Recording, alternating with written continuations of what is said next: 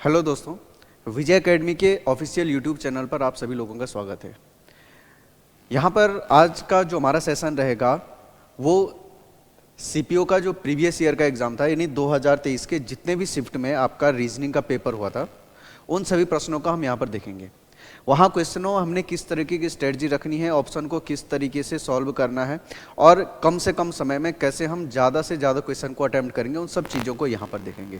तो आज का जो सेशन रहेगा वो आपका जो सीपीओ का एग्ज़ाम हुआ था कंप्लीटली उसी पर बेस्ड है, और हम जो पहला शिफ्ट था जो कि आपका 3 अक्टूबर को हुआ था उसके सारे क्वेश्चन को यहाँ पर देखेंगे। लास्ट जो अभी क्लास प्रीवियस हुई थी उसमें हमने जो सीजीएल मेंस का आपका एग्जाम हुआ था लास्ट ईयर उसके कुछ क्वेश्चनों को अटेम्प्ट किया था, ठीक है। उसमें आपके जितने 30 क्वेश्चन बने थे उन सभी का उसमें सॉल्यूशन है, तो आप उसको देखिएगा जरूर। अगला जो हमारी वीडियो है, ये जो क्लास आज की है वो है आपका सीपीओ की सीरीज को लेके। तो इसमें हम जितनी भी इसमें शिफ्ट हुई थी, लगभग 6 शिफ्ट थी आपकी, तो सभी 6 शिफ्टों के क्वेश्चन को यहाँ सॉल्व करेंगे। और आपको पता है सीपीओ में एक शिफ्ट में जो है एक जो सीपीओ का पेपर होता है उसमें आपके पास टोटल नंबर ऑफ क्वेश्चन वो कितने होते हैं 50। तो इसको हम 2 पोर्शन में लेके चलेंगे, पार्ट फर्स्ट और पार्ट सेकंड में। पहले पार्ट में हम 25 क्वेश्चन और अगले पार्ट में फिर अगले 25 क्वेश्चनों को अटेम्प्ट करेंगे, ठीक है। चलिए तो यहाँ पर देखते हैं आज का हमारा जो पहला क्वेश्चन होगा वो किस तरीके का है। तो क्वेश्चन को आप देखिए, ये जो क्वेश्चन है हमारा ये आपका सीटिंग अरेंजमेंट का, और सीटिंग में भी ये लीनियर सीटिंग अरेंजमेंट का है। यानी क्या कहा गया आपको, इसमें कुछ व्यक्ति हैं और जो नंबर ऑफ पर्सन है वो कितने हैं 7। ये सभी के सभी जो है स्ट्रेट लाइन में बैठे हुए हैं, एक सीधी रेखा में बैठे हुए हैं, और सभी की जो फेसिंग है वो नॉर्थ फेसिंग है। अब आपको प्रश्न क्या पूछा गया, प्रश्न ये पूछा गया who sit at the extreme right end of the row. अब ध्यान से देखना, इस तरीके के क्वेश्चन को आपने किस तरीके से करना है, एक बार आप इसको ध्यान से पढ़िएगा और इस क्वेश्चन को लगाने की कोशिश करिएगा। मैं इसको सॉल्व करता हूं कि कैसे इसका आपके पास आंसर बनना चाहिए, तो बहुत ध्यान से आप स्ट्रेटजी को फोकस करना। इसने कहा है इसमें only one person sit to the left of D. जहां पे भी डी होगा, डी के लेफ्ट में आपके पास केवल एक ही पर्सन बैठा हुआ है। अच्छा, आपको ध्यान रखना है सभी की फेसिंग नॉर्थ है तो लेफ्ट राइट का विशेष ध्यान रखना। इसका मतलब ये आपका एक्सट्रीम लेफ्ट एंड होगा और यहां पर कोई भी आदमी नहीं बैठेगा। मैं 2 पॉसिबिलिटी लेके चल रहा हूं, क्यों अभी आपको पता लगेगा। A is immediate neighbour of D. A जो है डी का इमीडिएट नेबर है। हो सकता है आपका ए जो है डी के इमीडिएट राइट बैठ जाए, हो सकता है आपका जो ए है वो डी के इमीडिएट लेफ्ट में बन जाए। आगे देखो, आगे क्या लिखा गया इसमें, only 2 person sit between F and D. F और डी के बीच में 2 लोग हैं। अगर डी यहाँ है तो 1 2 आपका एफ यहाँ हो सकता है, अगर डी यहाँ है तो आपका 1 2 और एफ यहां पर हो सकता है। ध्यान से देखते रहिएगा। आगे देखें, only 3 person between C and G. C और जी के बीच में कितने लोग हैं, 3 लोग। तो ध्यान से देखना, सी और जी के बीच में कहा गया आपके पास 3 लोग बैठे हुए हैं। अभी इसको बिठा नहीं सकते क्योंकि हमारे पास सी और जी में से कुछ भी नहीं दिया गया। B is not immediate neighbour of G. जहां पे भी जी होगा, जी के अगल बगल आपके पास कौन नहीं बैठना चाहिए, बी का नहीं होना चाहिए। Only 2 person between E and A. E और ए के बीच में 2 लोग बैठे हुए हैं, तो इस लाइन को हम बिठा सकते हैं। अगर आपका ए यहाँ पे तो 1 2 यहाँ पे कौन बैठ सकता है, ई बैठ सकता है। अगर ए यहाँ है तो 1 2 आपके पास यहाँ कौन बैठेगा, ई बैठेगा। ई के लिए कहा गया, अब देखो only 2 person sit between E and A, ये हो गया। अब देखो नंबर ऑफ पर्सन गिनो, 1 2 3 4 5 6, 1 2 3 4 5। अब आपको ये 2 लाइनें भी सेटिस्फाइड करनी है। सी और जी के बीच में 3 लोग बैठे हुए हैं और जी जो है बी का पड़ोसी नहीं होना चाहिए। अब देखो इन दोनों में बड़े ध्यान से देखना, सी और जी के बीच में 3 लोग। अगर आप यहां पे सी को बिठाओ तो 1 2 3 आपका जी बैठ नहीं सकता। अब आपके पास यहां टोटल पर्सन कितने होंगे, 2 4 6, यानी 7वां आदमी आपका इसी जगह पर बैठेगा। अब ध्यान से देखना, अगर इस जगह पे बैठेगा तो जो ऊपर वाला आपके पास पॉसिबिलिटी है, क्या उसमें आप सी और जी को बिठा पाएंगे, हम कभी भी नहीं बिठा पाएंगे सी और जी को। इसका मतलब यहां पर हमको देखना पड़ेगा। अब देखो यहां कितने लोग बैठे, इसका मतलब ऊपर वाली पॉसिबिलिटी आपकी नहीं बनेगी। अब यहां कितने लोग आ गए, 2 2 4 और 1 5, और आपको ये पॉसिबिलिटी सेटिस्फाइड करना है कि सी और जी के बीच में 3 लोग हैं और जी किसके आसपास नहीं होना चाहिए, बी के। अब देखो लोगों, देखो 2 2 4 1 5, छठवां आदमी यहां पे बैठेगा, सातवां आदमी आपका इस जगह पे बैठेगा। अब सी और जी को सेटिस्फाइड करना है तो कैसे सेटिस्फाइड करेंगे, इस जगह पे आपका कौन बैठेगा, जी बैठेगा। 1 2 3 यहां पे कौन बैठेगा, सी, और फिर हम यहां किसको बिठाएंगे, बी को। अब जैसे आपने सी और जी को बिठाया तो ये वाले आपका सेटिस्फाइड होगा कि जी के अगल बगल बी भी नहीं बैठेगा और आपका अरेंजमेंट बन गया।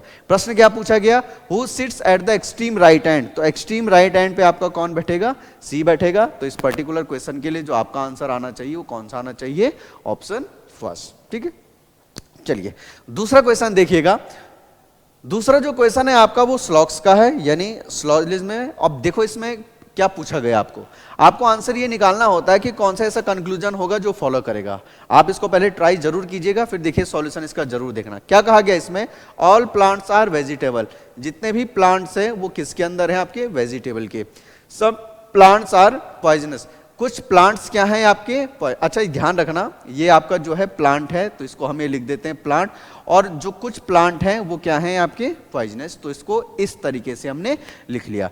पहला क्या कंक्लूजन पूछा गया, ऑल वेजिटेबल्स आर पॉइजनस, कि जितने भी वेजिटेबल होंगे वो पॉइजनस होंगे। देखो वेजिटेबल और पॉइजनस में सम का रिलेशन है, और इसने यहां कौन सा रिलेशन पूछा, ऑल का, तो पहला कंक्लूजन आपका क्या हो जाएगा, रॉन्ग हो जाएगा, यानी गलत हो जाएगा। दूसरा देखें, सम वेजिटेबल्स आर प्लांट्स, कुछ वेजिटेबल प्लांट्स होंगे, बिल्कुल, तो दूसरा वाला आपका क्या हो जाएगा, डेफिनेटली ट्रू हो जाएगा। और जैसे दूसरा डेफिनेटली ट्रू या सही होगा तो हमारा आंसर इसमें क्या बनना चाहिए, only conclusion second is follow. तो पहले जो दोनों क्वेश्चन थे बहुत आसान थे, इसमें ज्यादा इतना कुछ परेशानी वाली बात नहीं थी, तो आपका एक क्वेश्चन इस तरीके से बन जाने चाहिए। चलिए तीसरा क्वेश्चन को देखें।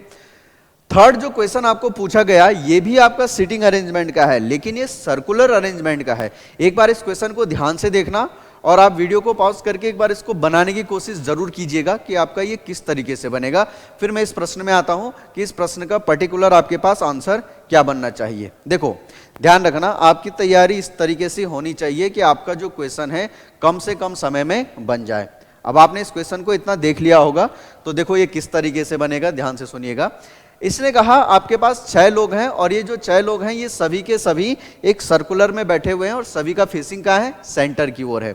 अब देखो मैं यहां पे बना के देखता हूं 6 लोग कैसे बनेंगे आपके, देखो 1 2 3 4 5 6। अब क्या कहा इसने, ध्यान से सुना, Kanak third to the right of Sona. अब देखो इसमें अगर आपके पास 2 पॉसिबिलिटी में जाना पड़े तो आपको तुरंत ही इस तरीके से मूव कर लेना है अगले उसमें, अगर जरूरत पड़ेगी तो उस वाले डायग्राम को भी हम लेके चलेंगे। कनक थर्ड राइट ऑफ सोना, कहीं पे भी आप सोना को बिठाओ, सोना के राइट में थर्ड, 1 2 थर्ड, यहां पे किसको आना चाहिए, यहां पे बैठना चाहिए कनक को, क्योंकि उसने कहा सोना के राइट में थर्ड कौन है, कनक। देखो सभी की फेसिंग अंदर है तो हमको ज्यादा कंफ्यूज नहीं होना कि लेफ्ट राइट किधर होगा। आगे देखें, Kapil is immediate neighbour of मानी, आगे देखो गोल्डी सेकंड राइट ऑफ मानी, ये भी कुछ काम करनी है। सोना immediate neighbour of Kapil and Suresh, सोना जो है इमीडिएट, क्या कहा गया, सोना is an immediate neighbour of Kapil and Suresh, सोना जो है कपिल और सुरेश की पड़ोसी है। तो एक पॉसिबिलिटी में मैंने यहां पे कपिल को रखा और यहां पे किसको रखा, सुरेश को। अब आपको पता है यही पॉसिबिलिटी सही नहीं हो सकती, क्योंकि यहां पे अगर सोना है तो इस पॉसिबिलिटी में मैंने इस तरफ कपिल बिठाया उस तरफ सुरेश, तो हम क्या कर सकते हैं, यहां पे सुरेश को बिठा सकते हैं और यहां पर किसको बिठा सकते हैं, कपिल को। क्यों, क्योंकि उसने कहा था कि जो सोना है कपिल और सुरेश की इमीडिएट नेबर है। तो अगर ऐसा है तो एक बार सोना के लेफ्ट में कपिल, एक बार सोना के लेफ्ट में कौन, सुरेश। और आपको पता है सोना के राइट में थर्ड, 1 2 थर्ड, यानी ठीक सामने किसको आना चाहिए, कनक को आना चाहिए। प्रश्न क्या पूछा गया था, गोल्डी के इमीडिएट राइट कौन है, अभी गोल्डी तो बैठे नहीं। अब देखो आगे प्रश्न पड़ेगा इसमें, कपिल इमीडिएट नेबर है किसका, मानी का। अब कपिल जो है इमीडिएट नेबर है मानी का, तो इस पॉसिबिलिटी में यहां पे हमें किसको बिठाना पड़ेगा, मानी को। अब कपिल यहां पे है तो इस जगह पे कौन बैठेगा, मानी बैठेगा। अब जैसे ही यहां पे मानी आई तो फिर एक जो जगह बचती है वो किसके लिए बचती है, इसमें एक और पर्सन कौन है, गोल्डी, तो यहां पे हम गोल्डी को बिठा देंगे। अब यहां पे गोल्डी को इस जगह पे बैठना पड़ेगा। अब कौन सा डायग्राम सही होगा, वो डायग्राम आपको यहां से सेटिस्फाइड होगा। गोल्डी सेकंड राइट ऑफ मानी, जहां पे भी मनी है मनी के सेकंड राइट में गोल्डी को होना चाहिए। अब देखो ये सभी लोग जो हैं अंदर की तरफ देख रहे हैं, ये आपको पहले से ही पता है। अब देखो मनी के सेकंड राइट में यहां पे कौन बैठी है, गोल्डी। क्या मनी के सेकंड राइट में गोल्डी है, नहीं, इसका मतलब इधर वाली पॉसिबिलिटी आपकी कैंसिल हो गई और यही वाला आपका बनेगा। प्रश्न क्या पूछा गया था, who sits immediate right of Goldie, Goldie के इमीडिएट राइट कौन है, तो गोल्डी के ठीक राइट में कौन है, सुरेश। तो इस प्रश्न का जो आंसर बनेगा वो कौन सा बनेगा, पहला वाला ऑप्शन, यानी आंसर क्या आना चाहिए इसमें, सुरेश। ठीक है, यहां तक समझ में आ गया होगा। चलिए अगला क्वेश्चन देखिएगा किस तरीके से आपके पास पूछा गया। एक बार इस क्वेश्चन को पहले खुद ही करने की कोशिश कीजिएगा, मैं बताता हूं इसमें आपके पास सॉल्यूशन क्या बनेगा और किस तरीके से आना चाहिए। ये जो अगला क्वेश्चन है आपके पास, ये सीरीज का है और ये नंबर सीरीज का है। अब नंबर सीरीज में ये क्वेश्चन पूछा गया आपके पास कि यहां पर क्या आएगा। देखो अगर आप क्वेश्चन को बड़े गौर से देखें तो ये अल्टरनेटिव में रखे गए हैं। यहां देखिएगा, यहां से यहां को जो डिफरेंस बनता है वो कितना बनता है, 5 का। 40 से 45 ये भी कितने का डिफरेंस आ रहा है इन दोनों के बीच में, +5 का। अब यहां देखें 47 और 53 में कितने का डिफरेंस है, +6 का। इसका मतलब यहां पर भी ऐसा नंबर होना चाहिए जिसमें मैं 6 ऐड करूं तो हमारे पास कितना आ जाए, 47। अब आप सभी बताओ इन सभी में वो कौन सा नंबर है जिसमें मैं 6 ऐड करूं तो आपके पास यहां कितना आ जाए, 47। तो इसका आंसर क्या बनेगा आपके पास, ऑप्शन 4 बनेगा, यानी 41। तो इस पर्टिकुलर क्वेश्चन के लिए आंसर क्या होना चाहिए, ऑप्शन 4 यानी 41। चलिए बढ़ते हैं पांचवें प्रश्न में। पांचवा प्रश्न क्या है आपके पास, देखो पांचवा जो प्रश्न है ये भी आपका सीरीज का क्वेश्चन है, लेकिन ये सीरीज जो है वर्बल का नहीं है, नॉन वर्बल का है। अब इसको एक बार आप बड़े ध्यान से एनालाइज करें और आपने ये पहचानना है कि ऐसा कौन सा दिए गए ऑप्शन में से ऐसा कौन सा ऑप्शन है जो इस क्वेश्चन मार्क को रिप्लेस कर सकता है। ठीक है, आप इस वीडियो को यहां पे थोड़ा पॉज कीजिएगा और जरूर इसको निकालने की कोशिश करें यहां पे आंसर क्या आना चाहिए। मैं इसका सॉल्यूशन बताता हूं आपके पास कि इस तरीके के क्वेश्चन को आपने कैसे करना है। मैंने लास्ट क्लास में जो सीजीएल मेंस का पेपर सॉल्व कराया था तो वहां भी आपके पास सीरीज का एक क्वेश्चन पूछा गया था। ठीक है, तो उस वीडियो को जरूर देखना, वहां भी मैंने एक क्वेश्चन कराया और वहां देखना किस तरीके से उसको करवाया गया। वो अलग तरीके का प्रश्न था, ये थोड़ा उससे अलग प्रश्न है। अब देखो इसमें क्या हुआ, पहले बॉक्स में अगर आप देखें तो कुछ अल्फाबेट लिखे गए BLAST और यहां भी कुछ अल्फाबेट हैं, यहां भी कुछ अल्फाबेट हैं। अब इस क्वेश्चन में देखें हुआ क्या है, अगर आप पहले डायग्राम से दूसरे डायग्राम में जाएंगे तो आप देखेंगे जो BL थे इन्होंने अपनी पोजीशन चेंज कर दी, यानी B की जगह L आया, L की जगह B आया। ऐसी कुछ हुआ, बिल्कुल हुआ। लास्ट जो दो एलिमेंट है S और T, इन्होंने भी अपनी जगह चेंज कर ली, यानी S की जगह T आया और T की जगह S आ गया, इन्होंने अपनी पोजीशन चेंज कर दी। और जो A था ये A कन्वर्ट हो गया एक नए एलिमेंट में और उस एलिमेंट को P रखा गया। अब यहां पे ये परेशान मत होना कि A से P कैसे बना, बस इतना ध्यान रखना A कन्वर्ट होके P में चला गया, यानी A को रिप्लेस किया किसी नए एलिमेंट ने। अब जब आप दूसरे से तीसरे में गए तो दूसरे तीसरे में हुआ क्या, ये जो ध्यान से सुना, ये जो आपका S था जो लास्ट में रखा गया, ये S आपका कहां चला गया, सबसे पहले। फिर से सुनिएगा, जब आप दूसरे से तीसरे में गए तो ये आपका जो S था ये खिसक के इस तरफ चला गया सबसे लेफ्ट कॉर्नर में। देखो S यहां पे आया। अब यहां पे S आया तो S के तुरंत बाद फिर कौन आया, L, L के तुरंत बाद B, B के तुरंत बाद P, P के तुरंत बाद T और S आपका यहां चला गया था। जब आप इस वाले से इस वाले बॉक्स में गए तो फिर यहां वही होगा, क्या, S और L अपनी जगह बदलेंगे, L और S ने अपनी जगह बदल दी, अपनी पोजीशन चेंज कर दी। P और T ने भी क्या कर दिया, अपनी पोजीशन को क्या कर दिया, रिप्लेस कर दिया। और ये जो B है, ये B कन्वर्ट होके किसी एक नया एलिमेंट क्या बन गया, यहां C। ठीक है, यानी यहां पे से यहां क्या हुआ, पहले दो एलिमेंट एक दूसरे की जगह बदली, लास्ट दो एलिमेंट अपनी जगह बदली तो दूसरा वाला बॉक्स बना। दूसरे बॉक्स से तीसरे बॉक्स में आप जब जाएंगे तो जो ये एक्सट्रीम राइट हैंड पे था ये एक्सट्रीम लेफ्ट हैंड पे आ गया और उसके बाद ये अपनी जगह बदलते हुए चले गए।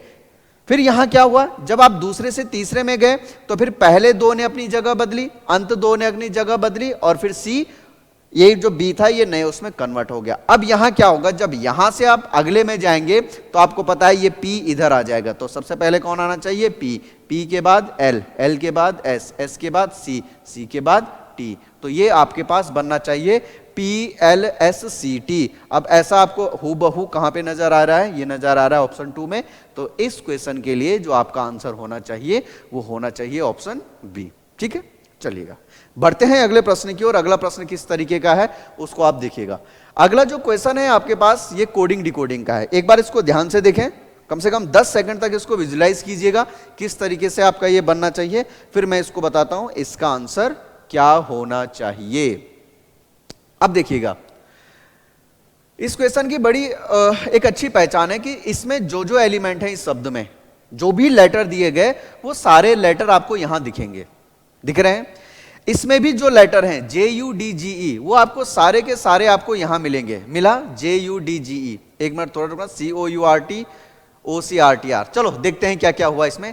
COURT और ये क्या है OCTR, यानी एक एलिमेंट आपका रिप्लेस हुआ है।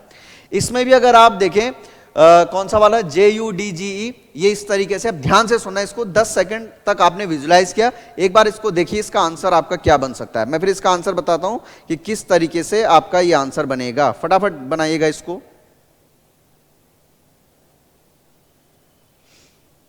ध्यान से देखना इसको।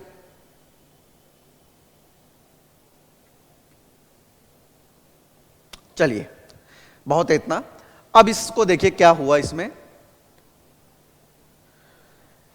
इसने कहा किसी लैंग्वेज में COURT, इसको क्या लिखा गया OCR, ध्यान से देखना OCR, और इधर लिखा गया TR। देखो बहुत ही आसान है, क्या किया इसने, आपका C यहां चला गया, O यहां चला गया, R इस तरफ चला गया, T इस तरफ होगा। U की जो लेटर पोजीशन होता है वो कितना होता है 21, R का कितना होता है 18, और कितना कम हुआ यहां 3 कम हुआ, यानी 21 से 18 पे 21 से 18 पे आ गया तो 3 वैल्यू कम हुई है। और यहां भी यही हुआ, कौन सा देखो, जो ये वाला है ये भी ऐसी हुआ, J और U अपनी जगह चेंज किया, G और E अपनी जगह चेंज किया, और जो D था ये 4 होता है, A 1 होता है, तो 4 से 1 बना, D से A बना, तो 3 कम हुआ।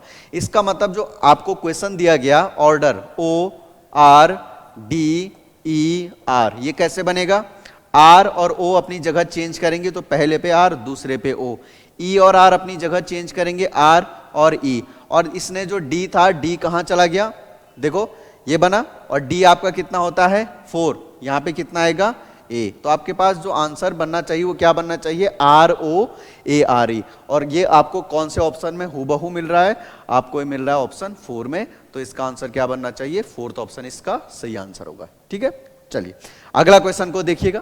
अगला जो क्वेश्चन है आपके पास वो वेन डायग्राम पर बेस्ड है, और वेन डायग्राम आपको इसमें विजिबल हो रहा होगा। अब देखो पहला क्वेश्चन क्या पूछा गया, इसने आपको पूछा गया कि ये जो आपके पास 3 वर्ड दिए गए, इलेक्ट्रिक अप्लायंस, रेफ्रिजरेटर और फ्रीजर, इन तीनों में क्या रिलेशन होगा। अब इनको करने का तरीका क्या होता है, देखो इलेक्ट्रिक अप्लायंस आपको पता है, जो रेफ्रिजरेटर है और जो फ्रीजर है ये दोनों के दोनों क्या होते हैं, इलेक्ट्रिकल अप्लायंस।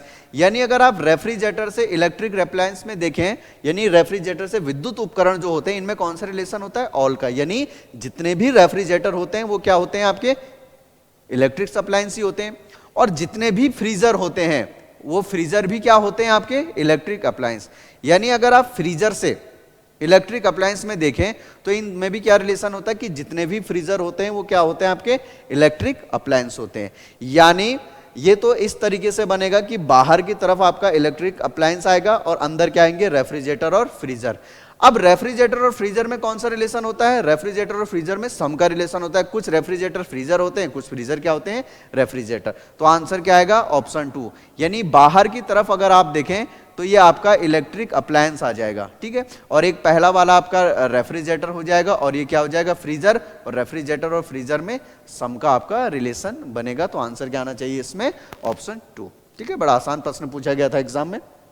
अगला क्वेश्चन देखें, अगला पूछा गया, बताओ पेंसिल, इरेजर और शार्पनर में क्या रिलेशन होगा। तो आप सभी को पता है, देखो ये सारा आपका इस तरीके के क्वेश्चन है, अगर आपको इन चीज का नॉलेज है तो इसमें ज्यादा समस्याएं नहीं आएंगी, आपके क्वेश्चन बहुत जल्दी जल्दी बनते हुए जाते हैं।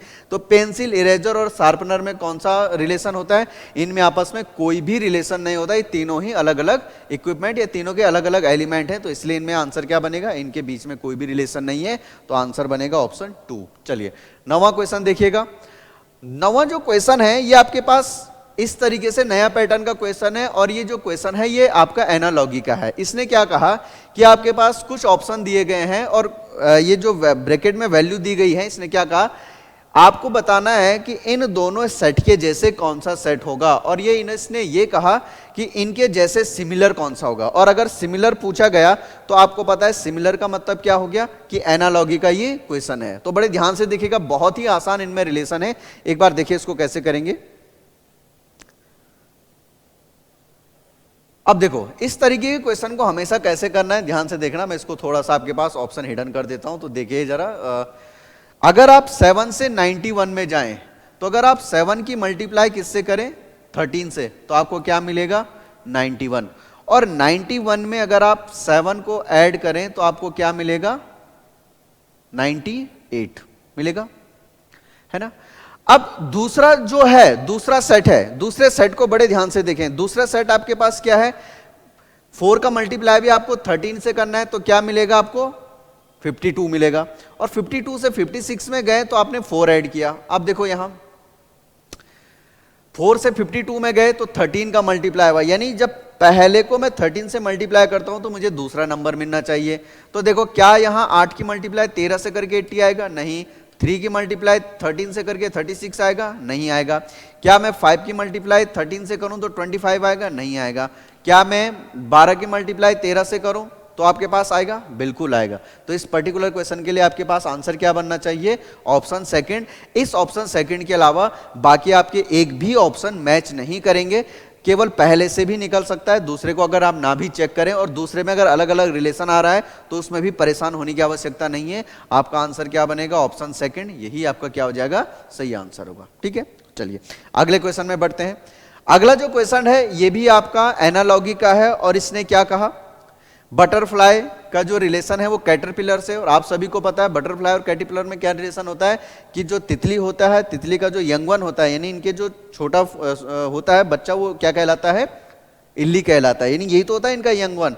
अब देखो जो इंसेक्ट कीट होता है, कीट का जो यंग वन कहलाता है वो क्या कहलाता है, इसका लार्वा। तो इस पर्टिकुलर क्वेश्चन के लिए आंसर क्या होना चाहिए, ऑप्शन थर्ड। चलिए अगले क्वेश्चन में देखें।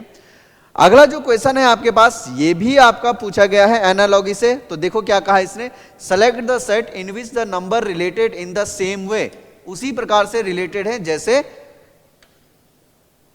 क्या कहा गया, ये जो दो सेट है ये किसी प्रकार एक रिलेशन को फॉलो करते हैं, इनमें एक पैटर्न बनता है। तो इन दोनों के जैसा पैटर्न आपका किस में बनता है, वो बड़े ध्यान से देखें, आपके पास आंसर क्या आना चाहिए। अब ये क्वेश्चन भी ऐसा था जिसमें आपके पास कंप्लीटली ये बिलोंग नहीं करेगा, लेकिन आपको आंसर आप निकाल सकते हैं इसमें कि कौन सा बनेगा। ध्यान से सुनना, अगर आप पहले नंबर से दूसरे नंबर में जाएं तो 7 की मल्टीप्लाई, ध्यान से सुना ऊपर वाला सेट, 7 की मल्टीप्लाई अगर मैं 5 से करता हूं तो मुझे क्या मिलेगा, 35। फिर मैं 35 में अगर 7 को ऐड करूंगा तो मुझे क्या मिला, 42। ध्यान रखना यहां पे प्लस 7 को ऐड किया 42 आया। ध्यान से सुने, दूसरा 4 की मल्टीप्लाई अगर मैं 5 से करूंगा तो मुझे क्या मिला, यहां 20। और 20 में अगर मैं यहां 4 ऐड करूंगा तो मेरे को क्या मिलेगा, यहां 24 मिलेगा। अब देखो इसमें मैंने 7 ऐड किया, इसमें मैंने क्या किया, 4 ऐड किया। अब ये आया कहां से, 7 और 4। देखो जो पहला नंबर था, पहले नंबर को ही क्या करना था, ऐड करना था। देखो 7 का मल्टीप्लाई 5 से किया, 35 किया, 35 में ही पहला नंबर ऐड करना था, तो क्या मिलेगा आपको, 42। देखो अगला देखो 4 इंटू 5, पहले नंबर की मल्टीप्लाई अगर आप पहले से दूसरा नंबर लाना चाहते हैं तो किससे करना पड़ेगा, 5 से मल्टीप्लाई करना पड़ेगा, 20। यहां भी हमने इंटू 5 किया। फिर जो ये आया सेकंड नंबर, उसमें पहला ही नंबर ऐड करना है, तो आपके पास कौन सा मिलेगा, ऑप्शन ये वाला मिलेगा, ये थर्ड जो नंबर है 24। अब देखो यहां पहले नंबर की मल्टीप्लाई 5 से करनी है, तो क्या 8 की मल्टीप्लाई 5 से करो तो 56 मिलेगा, नहीं। क्या 6 की मल्टीप्लाई 36 से करूंगा, अगर मैं 6 की मल्टीप्लाई कौन से नंबर से करूं, 36, 5 से करके आएगा, नहीं।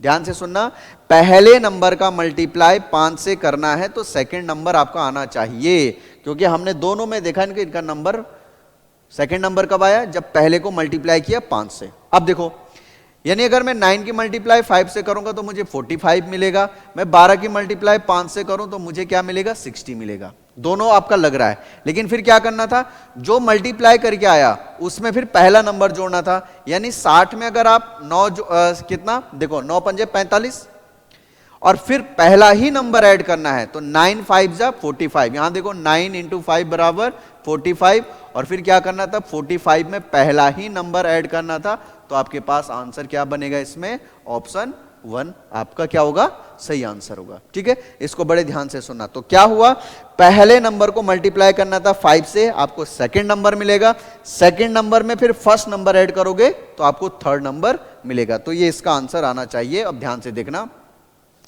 फर्स्ट नंबर को मल्टीप्लाई करना था 5 से, तो आपको क्या मिलेगा, सेकंड नंबर। फिर क्या करना था, सेकंड नंबर में ऐड करना था फर्स्ट नंबर, तो आपको क्या मिलेगा, थर्ड नंबर। तो ये इसका लॉजिक था। तो ये क्वेश्चन आपका कुछ इस तरीके से बनना था। अगला क्वेश्चन देखिएगा। अगला जो क्वेश्चन है वो आपको पूछा गया है सीरीज से ही, और इसने कहा यहां पर कौन सा अल्फाबेट आना चाहिए। तो बड़ा आसान होता है इस तरीके का। देखो, ई में आपने +1 किया, एफ में +1 किया, जी में +1 करोगे तो क्या आएगा, एच आएगा। तो आपका कौन सा ऑप्शन एलिमिनेट हुआ, चौथा एलिमिनेट हुआ। ये आपका एल होता है, यहां जे होता है। देखो ये 12 होता है, ये कितना होता है, 10। यहां तो अगर आपने देखा तो +1 +1 +1, ये आपका 12 होता है, ये जे 10 होता है। तो कितना कम हुआ, -2 कम हुआ। जे से जब आप एच में गए तो आपका ये 10 होता है, ये 8 होता है, यानी यहां भी कितना कम हुआ, -2 कम हुआ।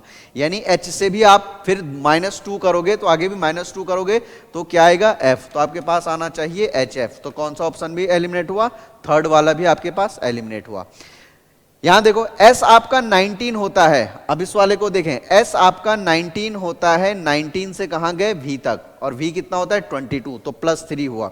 यहां देखें ध्यान से, क्या हुआ, जब आप S से थर्ड एलिमेंट से थर्ड एलिमेंट को मैच करेंगे तो S V, ये 19 होता है, ये 22 होता है, +3। V से आप Y में गए तो V होता है 22, Y होता है 25, तो यहां भी +3 ऐड हुआ। यानी अगले में भी +3 ऐड होना चाहिए। और आप Y में अगर +3 करेंगे तो 25 में +3 ऐड करने के बाद आपको क्या मिलेगा, ध्यान से देखें, क्या मिलेगा आपके पास, 28। और 28 कौन से अल्फाबेट का पोजीशन होता है, फिर देखो 28 जो पोजीशन होता है वो किसका होता है, फिर B का होता है। तो फिर थर्ड एलिमेंट में आपको B मिलना चाहिए। तो देखो जरा, HFB, तो फिर कौन सा ऑप्शन आपका मैच कर रहा है, ऑप्शन 2। यानी इस पर्टिकुलर क्वेश्चन के लिए जो आपका आंसर होना चाहिए वो कौन सा होना चाहिए, ऑप्शन 2। ये चीजें बड़े ध्यान से रखना। देखो y की जो वैल्यू होती है वो होती है 25, और 25 में अगर मैं 3 ऐड करूंगा तो ये होता है 28। 28 कौन से अल्फाबेट की पोजीशन होती है, फिर से ये होती है B की। चलिए अगला क्वेश्चन देखिएगा। इसमें अगला जो क्वेश्चन है आपको मैथमेटिकल ऑपरेशन से पूछा गया, और इस प्रश्न को बड़े ध्यान से देखें, और कितनी तेजी से आप आंसर निकाल सकते हैं ये आपकी कैलकुलेशन पे डिपेंड करता है। अब देखो इसमें क्या पूछा गया, इसने कहा यहां, अगर आप जो इसने कहा कि A डिनोट करता है प्लस को, B डिनोट करता है मल्टीप्लाई को, और इसी तरीके से और चीजें भी। तो पूछा गया यहां जो क्वेश्चन मार्क है, इस वैल्यू की जगह आपके पास कौन सा नंबर आना चाहिए। तो देखो जरा यहां 2, अच्छा B का मतलब क्या है, बड़े ध्यान से देखना। B का मतलब क्वेश्चन में दिया गया इनटू, फिर यहां पे क्वेश्चन मार्क की वैल्यू क्वेश्चन मार्क ही रखते हैं। अच्छा D का मतलब क्या दिया, D डिनोट टू डिवाइड, फिर क्या आएगा 2 बराबर 4। B का मतलब क्या है, तो B का मतलब फिर से वहां चेक करें, B का मतलब था आपके पास इनटू, फिर आएगा 32।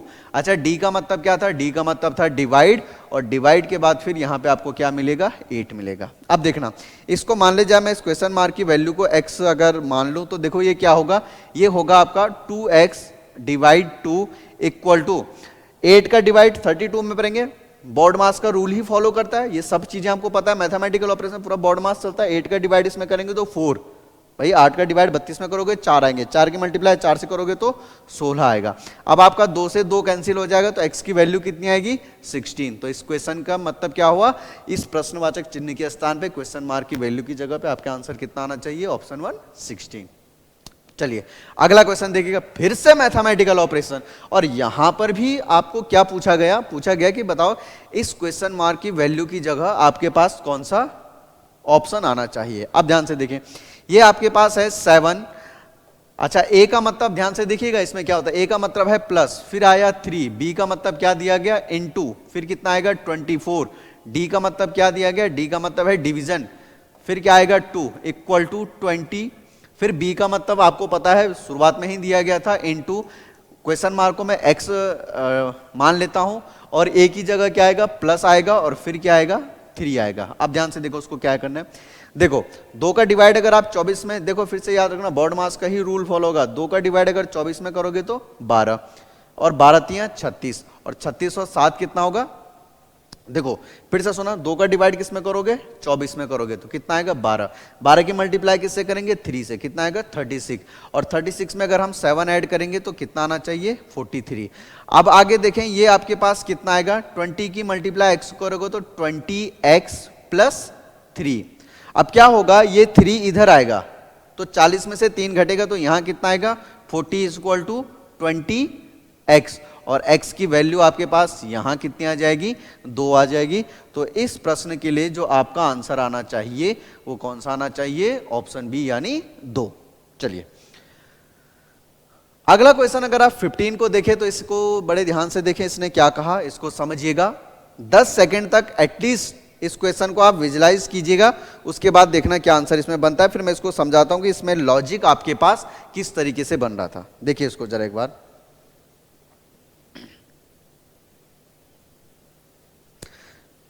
इसने कहा किसी सर्टेन कोड में आपको कुछ 2 वर्ड दिए गए और उनमें दिया गया कि इस वर्ड के लिए जो कोड यूज होता है वो ये वाला होता है, इसके लिए ये वाला होता है। आपको बताना है कि जो ग्राउंड है, ग्राउंड का आपका आंसर किस तरीके से आना चाहिए। अब ध्यान से सुनिए, आपने क्वेश्चन देख लिया होगा, वीडियो को पॉज करके आप जरूर क्वेश्चन को बनाएं, फिर इसका सॉल्यूशन जरूर चेक करना। देखो FRIEND जो फ्रेंड है, इसको कहा गया, फ्रेंड को लिखा गया IIFDME। दूसरा जो है एक और दिया गया डिमांड, डिमांड को क्या लिखा गया, ध्यान से यहां भी देख रहे हैं DEMAND, इसको लिखा गया है आपके पास MVD DMA। अब देखो यहां लॉजिक क्या लगा, ये जो आपका D है ये इस तरफ गया, जो M है इस तरफ गया, ये जो A है वो इस तरफ गया और जो D है वो इस तरफ गया। अब देखो आपको पता है E का अपोजिट क्या होता है, E का अपोजिट क्या होता है V, N का अपोजिट क्या होता है M। तो 2 लेटर जो हैं आपके पास इस तरह की क्रॉसिंग में जाएंगे और बीच वाले का फिर क्या आएगा अपोजिट। देखो F as it is, I as it is, R का जो अपोजिट होता है वो क्या होता है I। E इस तरफ चला जाएगा, D इस तरफ जाएगा, N का अपोजिट क्या होता है M होता है। इसका मतलब इसमें भी क्या होगा आपके पास, ध्यान से देखें, ग्राउंड को आप कैसे लिखेंगे अब आप आराम से निकाल सकते हैं। ये रहा GROUND। अब आपको पता है G इधर आएगा, O इधर आएगा, तो कैसे बनेगा OG। R का अपोजिट क्या होता है I, आपका U इधर जाएगा, आपका D इधर जाएगा, N का अपोजिट क्या होता है M। तो इस पर्टिकुलर के क्वेश्चन के लिए आंसर क्या बनेगा OIGDMU। और ये आपको हूबहू ऐसा कहां मिल रहा है, ये मिल रहा है आपको ऑप्शन 3 में। इसलिए इस क्वेश्चन के लिए जो आपका आंसर बनेगा वो कौन सा बनेगा, ऑप्शन 3 बनेगा। ठीक है, यहां तक समझ में आया। चलिए बढ़ते हैं अगले क्वेश्चन में। अगला क्वेश्चन आपके पास क्या कहा गया, देखो अगले क्वेश्चन में कहा गया, ये भी आपका एनालॉगी का है। ठीक है, select the set in which the number is related in the same way as the numbers are following set। यानी इसमें आपको कहा गया इस सेट में जो नंबर हैं ये किसी तरीके से एक रिलेशन बनाते हैं, तो इनके जैसा ऐसा कौन सा है जो ऑप्शन आपका मैच करेगा। देखिएगा इसको एक बार।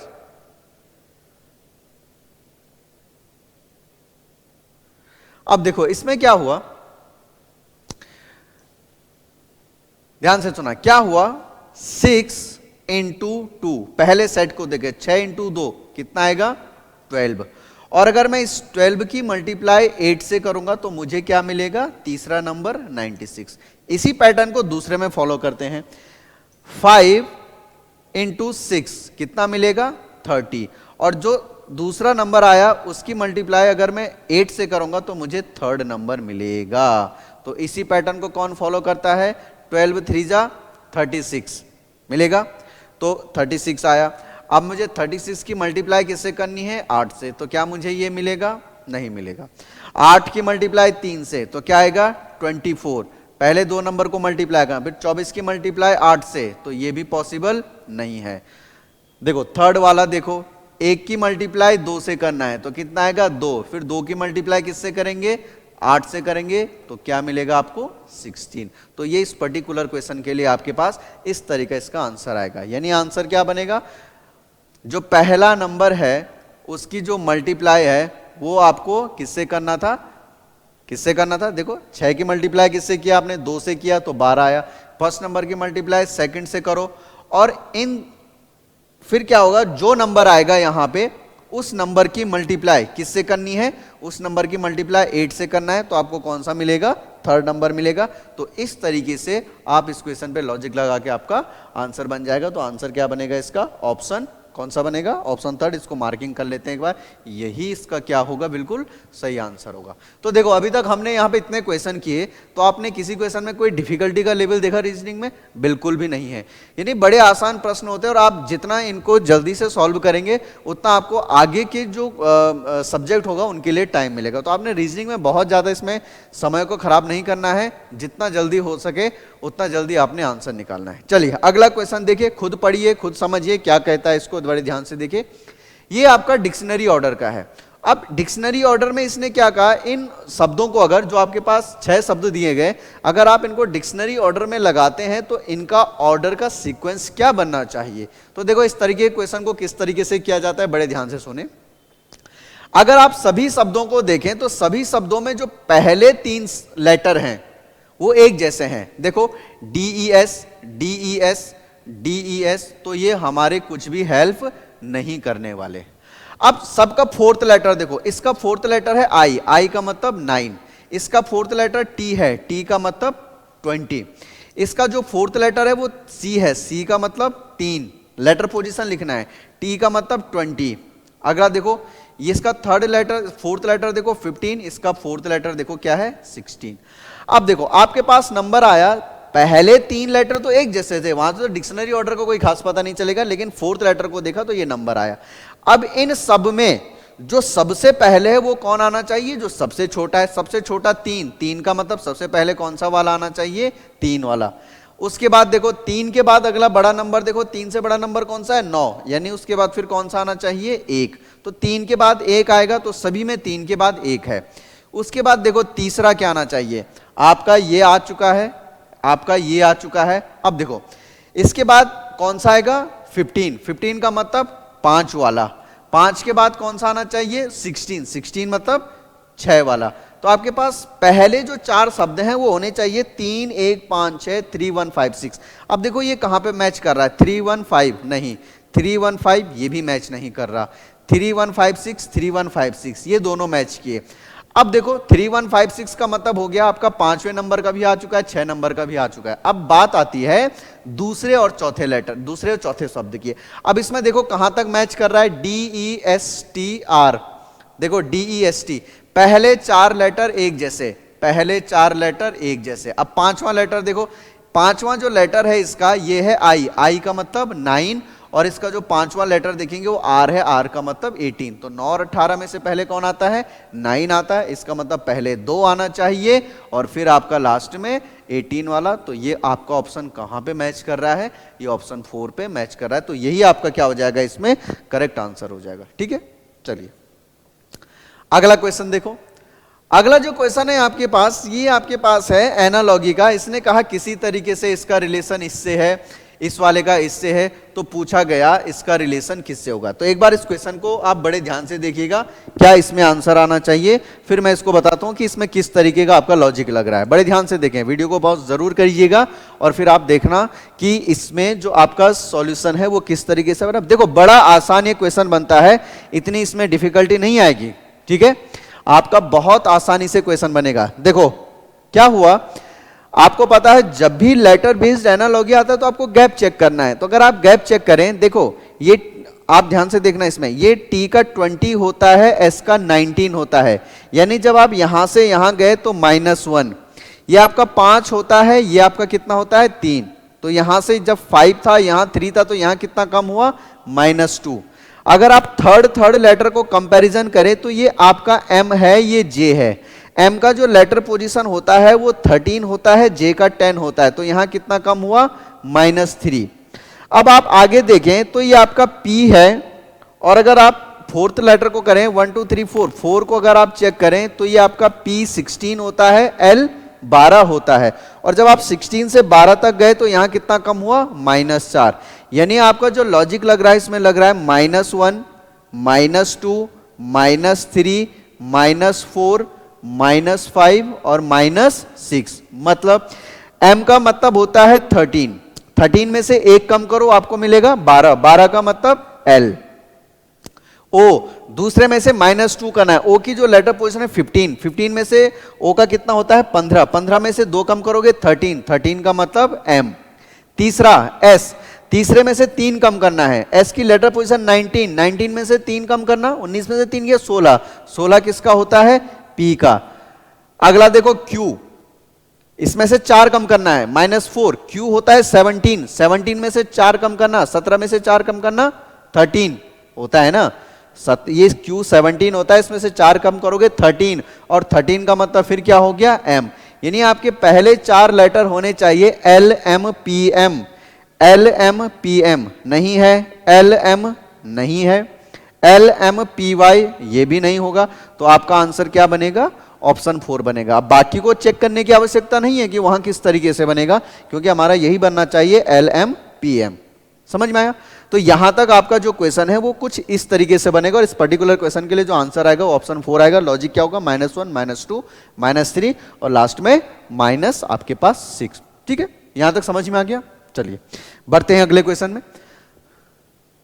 अगला जो क्वेश्चन है, आपको बताया गया आपको उस विकल्प का चयन करना है जो शब्दों के सही क्रम को दर्शाता है, जैसे कि वो आपका इंग्लिश डिक्शनरी में दिखाई देते हैं। तो यानी ये वाला क्वेश्चन भी आपका डिक्शनरी ऑर्डर बेस्ड है।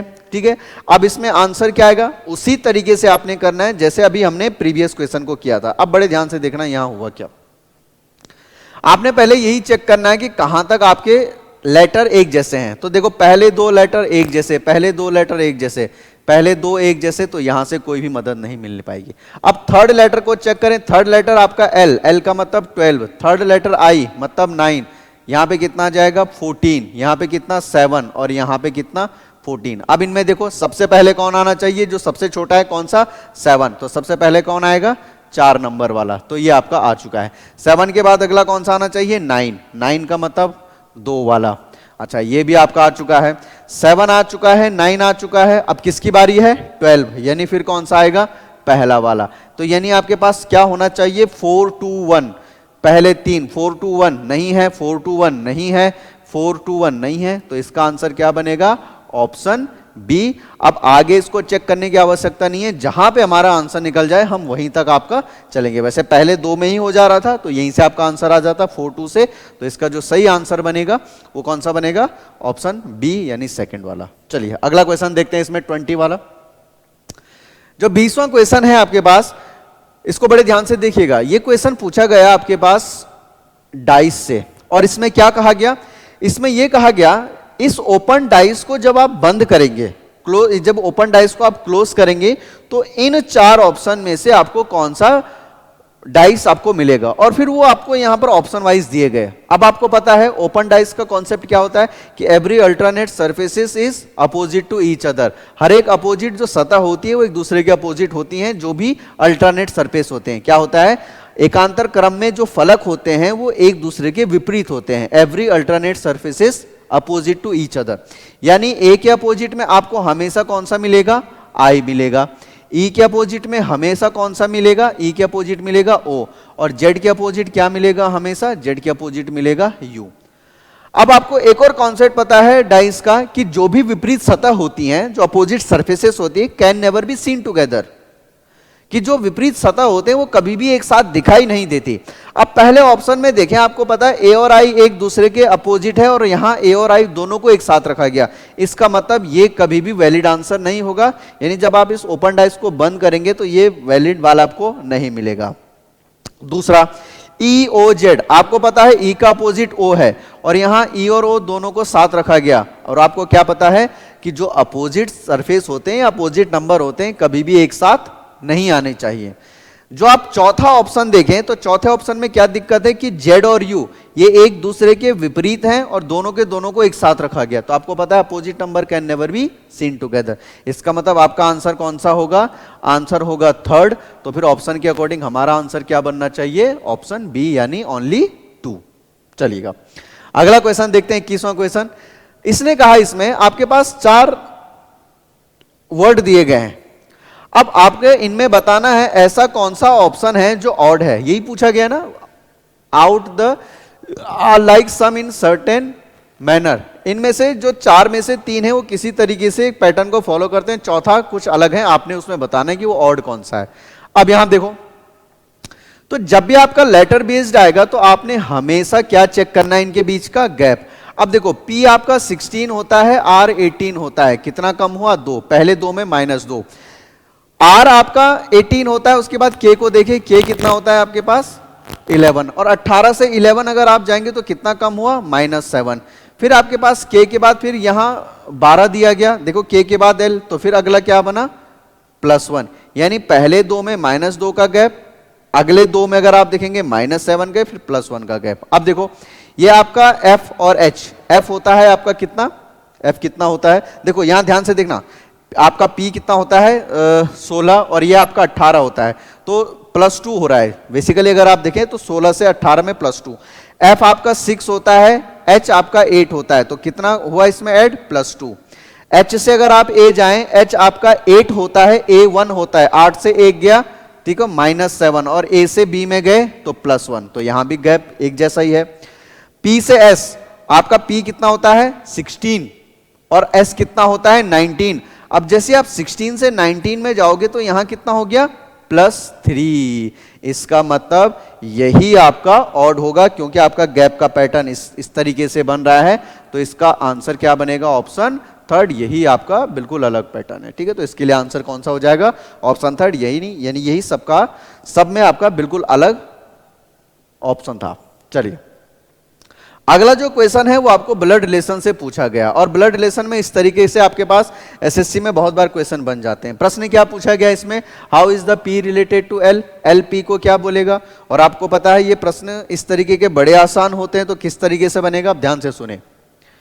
L is the wife of Q, L wife है किसकी, क्यू की, तो चलो एल वाइफ है किसकी, क्यू की, तो क्यू का जेंडर क्या आ जाएगा मेल, और क्यू उसका हस्बैंड होगा। P is the mother of M, इसको भी कनेक्ट नहीं कर सकते।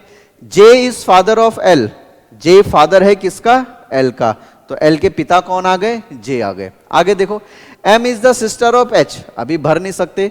जे हस्बैंड है एच का, चलिए जे हस्बैंड होगा एच का, तो एच का जेंडर क्या आएगा, फीमेल आ जाएगा। अब इसको करें इसमें, J is the husband of, अब आगे देखें, L is the wife of Q, ये बना दिया। P is mother of M, P mother है एम की, ये भी कर नहीं सकते। जे फादर एल का, ये हो गया। M is the sister of H, M जो है सिस्टर है किसकी, एच की, तो इस प्रकार आ जाएगा। अब इसको कनेक्ट कर सकते हैं, P is the mother of M, जो पी है वो मदर है किसकी, एम की। प्रश्न क्या पूछा गया, how is the P related to L, यानी क्या पूछा गया, एल पी को क्या बोलेगा या बोलेगी। तो देखो ये एल के फादर, ये एल की मदर, एल के फादर जे, एल की मदर एच, और एच की मदर कौन है, पी, और हम मदर की मदर को क्या कहते हैं, मदर की मदर क्या कहलाती है, नानी, यानी ग्रैंड मदर। अब ऑप्शन के अकॉर्डिंग देखो, तो एल ने पी को क्या कहना है कि तो एल की जो मदर है वो मदर की भी क्या है, मदर है, तो इसका जो आंसर आएगा वो कौन सा आएगा, ऑप्शन थर्ड, मदर्स मदर, यानी मम्मी की भी मम्मी। ठीक है, तो आंसर इसमें कौन सा बन जाएगा, ऑप्शन थर्ड। चलिए अगला क्वेश्चन देखिएगा, इसमें 23rd, ये आपको जो क्वेश्चन पूछा गया ये एम्बेडेड फिगर का पूछा गया। अब इसने क्या कहा, ये जो आपके पास चार ऑप्शन दिए गए, इन ऑप्शन में से कौन सा ऐसा ऑप्शन हो जो इसके अंदर छुपा हुआ है। बड़े ध्यान से सुनना, इन चार ऑप्शन में से ऐसा कौन सा ऑप्शन है जो इनके अंदर छुपा हुआ है। तो ये बहुत, इसमें समस्याएं नहीं होनी चाहिए। बड़े अगर ढंग से आप विजुलाइज करें तो अगर आप इसको देखें, ये वाला हिस्सा, तो ये आपको कहां पे मिलता हुआ दिखाई दे रहा है, कौन सा ऑप्शन है ये, फर्स्ट। तो इस पर्टिकुलर क्वेश्चन के लिए आंसर क्या हो जाना चाहिए, पहला जो ऑप्शन है वो इसके अंदर क्या है, हिडन है। ठीक है, चलिएगा अगला क्वेश्चन देखो। फिर अगला क्वेश्चन जो सेकंड लास्ट क्वेश्चन है आज का क्लास का, वो आपको पूछा गया है किससे, सिलोजिज्म से। ऑल फ्लावर आर ट्री, जितने भी फ्लावर हैं ये किसके अंदर हैं, आपके ट्री के अंदर हैं। ऑल लीव्स आर फ्लावर, अब देखो सारे लीव फ्लावर हैं, सारे फ्लावर टी हैं, तो कैसे बनाएंगे, ऑल लीव्स आर फ्लावर, और जितने भी फ्लावर हैं वो क्या है आपका, ट्री। देखो all leaves are flower, all flower are trees. पहला, ऑल ट्रीज आर फ्लावर, सारे ट्रीज फ्लावर हैं, बिल्कुल भी नहीं। तो ये पहला वाला क्या हो जाएगा, गलत हो जाएगा। दूसरा, ऑल लीव्स आर ट्री, जितने भी लीव हैं वो ट्री हैं, तो बिल्कुल डेफिनेटली ट्रू कि जितने भी लीव हैं वो किसके अंदर हैं, वो ट्री के अंदर है। तो फिर इसका आंसर क्या बनना चाहिए, only conclusion second is follow, और only conclusion second is follow कहाँ है, ऑप्शन नंबर थर्ड में। अब मैं इसमें बहुत ज्यादा डेप्थ में नहीं जा रहा हूं कि सिलोजिज्म को आपने बनाना किस तरीके से है, इसका बेसिक जो मेथड है वो आप सब लोगों को पता है क्या होता है, ठीक है। अगर किसी को इस पे बहुत ज्यादा डिटेल चाहिए तो फिर उस पर कभी अगर ऐसा मौका मिलेगा तो उस चीज को भी मैं समझाऊंगा कि कैसे ये आपको फॉलो होता है और कैसे नहीं, वो सब चीजें इसको मैं समझा दूंगा, ठीक है। चलिए अगला क्वेश्चन और लास्ट क्वेश्चन आज की क्लास का। फिर ये आपका किससे पूछा गया है, ये मैथमेटिकल ऑपरेशन से पूछा गया। क्या कहा इसने, अगर प्लस का मतलब इनटू है तो चलो देख लेंगे। 250 माइनस का मतलब क्या दिया गया, माइनस मींस डिवाइड, चलो इसको डिवाइड कर देंगे और डिवाइड क्या आएगा यहां पे 10। फिर आगे देखो प्लस का मतलब क्या देगा, प्लस का मतलब है इनटू, तो ये जो प्लस है इसका मतलब है इनटू 10। इनटू का मतलब क्या दिया गया, इनटू का मतलब है माइनस, तो यहां पे हम क्या रख देंगे, माइनस। ध्यान से देखना, इनटू मींस माइनस, तो इनटू का मतलब क्या हो जाएगा, माइनस, तो 10 के बाद फिर क्या रखेंगे, 5।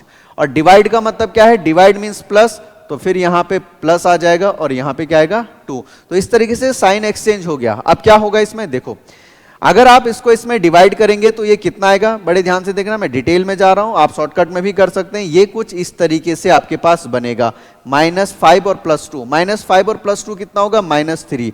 आपका 10 से 10 कैंसिल हुआ, 250 में से 3 गए, तो आपके पास क्या बनना चाहिए, 247।